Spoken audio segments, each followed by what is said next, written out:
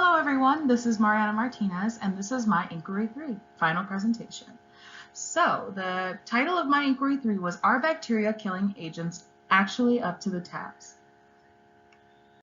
So my I3 was all about different types of household bacteria, and this is simply just common bacteria that can be found in many places in a home. Usually they are found in wet areas where bacteria can form and grow, like on sponges, in the kitchen, in your bathroom. But I was very interested to see what kind of bacteria I had in my home. I know we don't clean it like every day, but I mean, we clean our home every week at least. So I was hoping to see that there was not that much bacteria. Through some research that I did, I found some common bacteria that could be found in homes. This Micrococcus, Bacillus, Staphylococcus, and Pseudomonas were like 4 of the top bacteria that have been found in homes. And they're each specified with different colors, but for my presentation purposes, the only one that was really needed was Staphylococcus, and that's the only one I saw, but you'll see that later on in my presentation.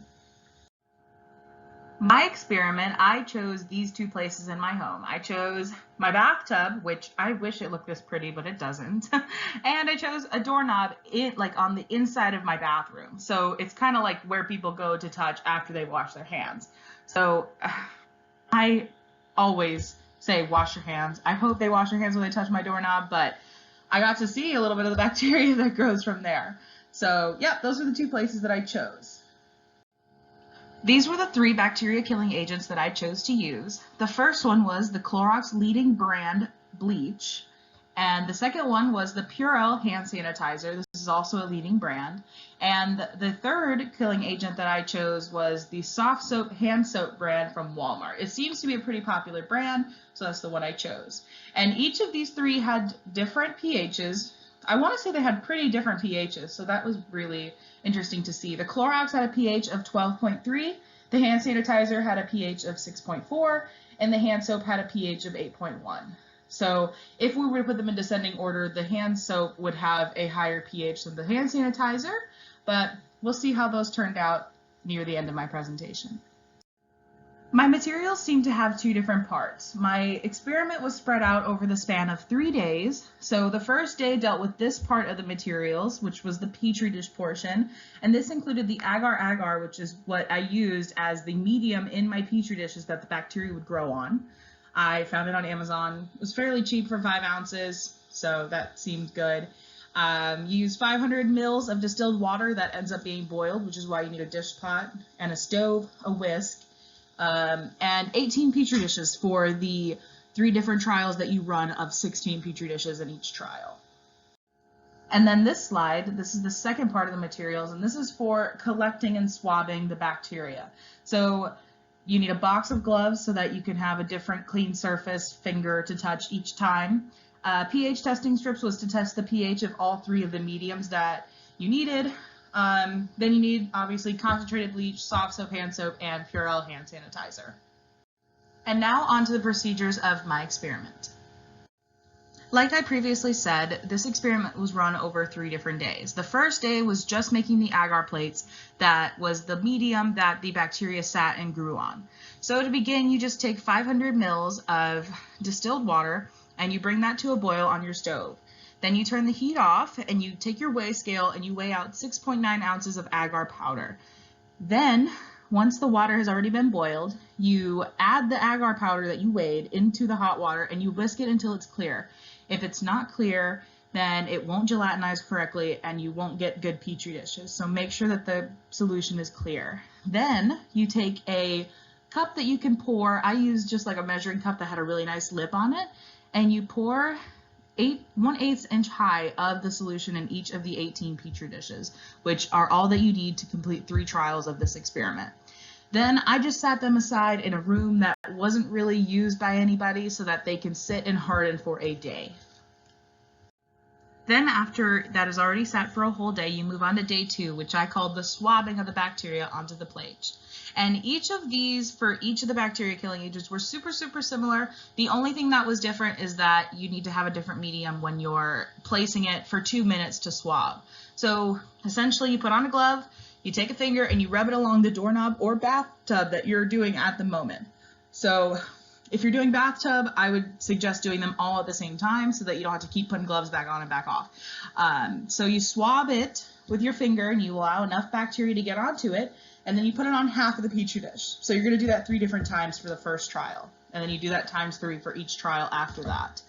Then, after you've swabbed that bacteria, you take one of the gloves that you have, or the one that you're using, and you place that into the solutions that I'm going to show you in the little bit that you're going to make in order to get that solution onto the finger and see how that kills the bacteria. And it's going to sit there for 2 minutes each to ensure that it's all the same.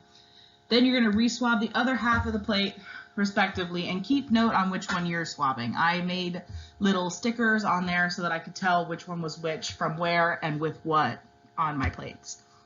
And so you do this for all of the 18 Petri dishes. It should look something like this, basically 3 for doorknob, 3 for bathtub, and then you do that times 3. So you'll have 18 plates. And here is how I made my solutions for what I was talking about just a minute ago. And so the bleach solution is a 10% solution. That is something that is safe in order for hands and gloves to touch. And so I did 100 mils of concentrated bleach and 900 mils of distilled water. And I shook that up and I made a nice little 10% bleach solution. Then I took 2 mils of hand sanitizer and basically I squirted them on each finger and allowed them to sit for 2 minutes, just like the bleach for 2 minutes. And then for hand soap, I took 10 mils of soap, which was basically just 10 pumps of soap, and used it in 500 mils of distilled water, shook it around, got a nice soapy solution, and that's what I mixed my finger in for 2 minutes. And then you're on to day 3, and this was easiest for me, and I really loved and enjoyed seeing all the bacteria in my house, which was gross, but you take each Petri dish, you observe the color of the bacteria. Mine were all yellow and colorless, which you'll see on the next slide, and you count how many colonies they have. So I counted each one for each trial, and I recorded them in a data table in my final draft of my I3. And now on to my results. So this is an image of my results after just 1 day of culturing. These bacteria were eating up the agar solution and loved it, and they started to grow. And so as you can see, the whole first top row, all of them are doorknob bacteria. And each column specifies different cleaning solutions. I just included one trial. This was my favorite trial. This one had the best looking results. And so the first column is with bleach, second column is with hand sanitizer, and third column is with hand soap. And as you can see, hand soap didn't do too well compared to the other two. Bleach had known bacteria killing qualities, and they should have cleaned, kept the bacteria off the plates, but they performed like I thought they would. Hand sanitizer, not the best on the bottom one, but did okay for doorknob. And for hand soap, not that great either. So just a little bit of my analysis on the colonies. All of them were Staphylococcus, so they were all yellow to colorless, and they were minimal at the time because they hadn't cultured that long.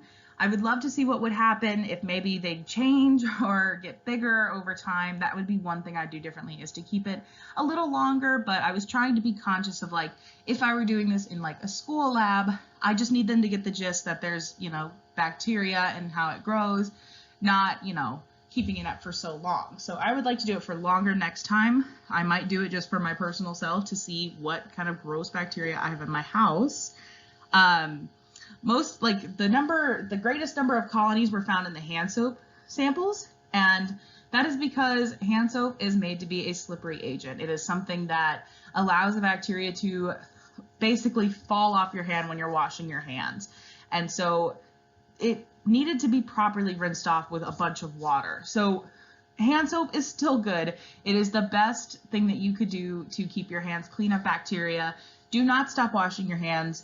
Please continue to wash your hands. But for a quick little solution, I think that hand sanitizer was way better way to go for the hand soap. And that followed along with my hypothesis.